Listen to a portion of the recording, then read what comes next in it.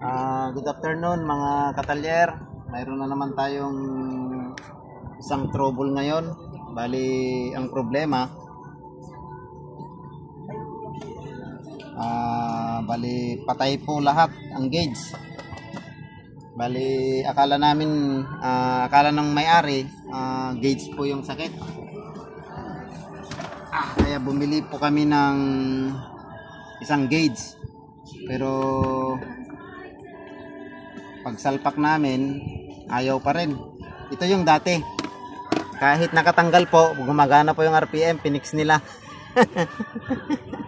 Yan, kaya bumili kami ng kinalikot ito. Kaya bumili kami ng isang gauge. Pagsalpak namin, ayaw pa rin. Ang gumagana lang po, pakita ko po.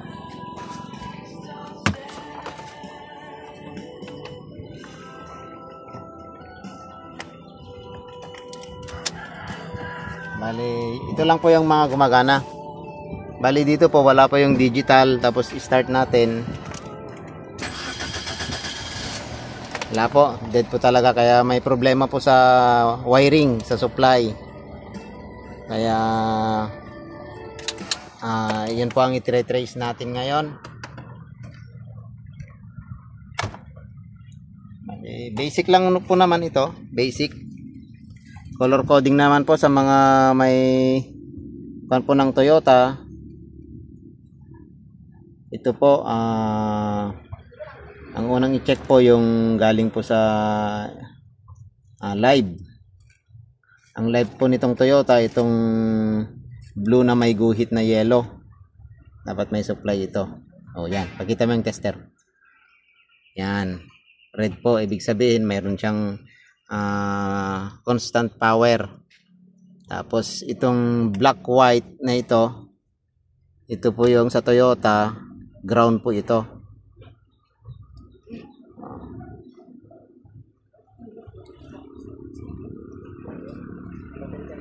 Bali, yan, kulay green po, ibig sabihin may ground.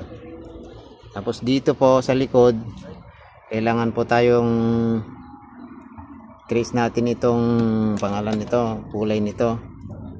Bali black po na may guhit na orange. Ito po yung galing sa ignition. Ignition po. Bali naka-off po yung susi, wala. Ground po siya.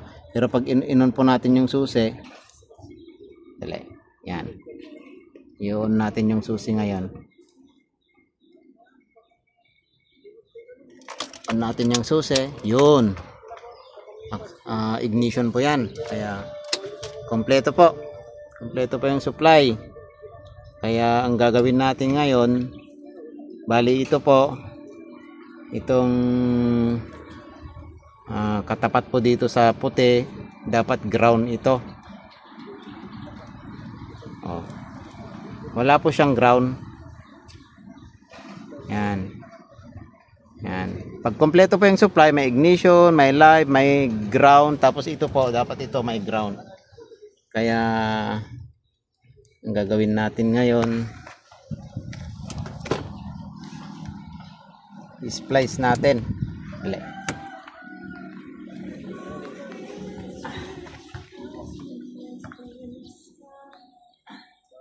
Yan. Na-splice na po yung dalawa. Yan po. Kita po, medyo hapon na yata. Yan, pagdugtungin lang po natin ito. Ganyan po. Dugtong lang po natin yan. Bahala na pag masunog. Hindi po masusunog kasi ground po na parehas yan.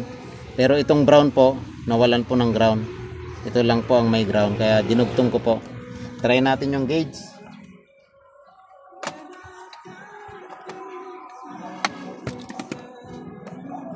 Salpak natin yung gauge para malaman natin moment of truth. Ayun, gumalaw na po yung mga needle. Ibig sabihin po, gumana na po yung system. Start natin ngayon. Yun, gumana na pati RPM, ganang gana na po. Yun. Yan. Yun lang po. Ganun lang po kasimple.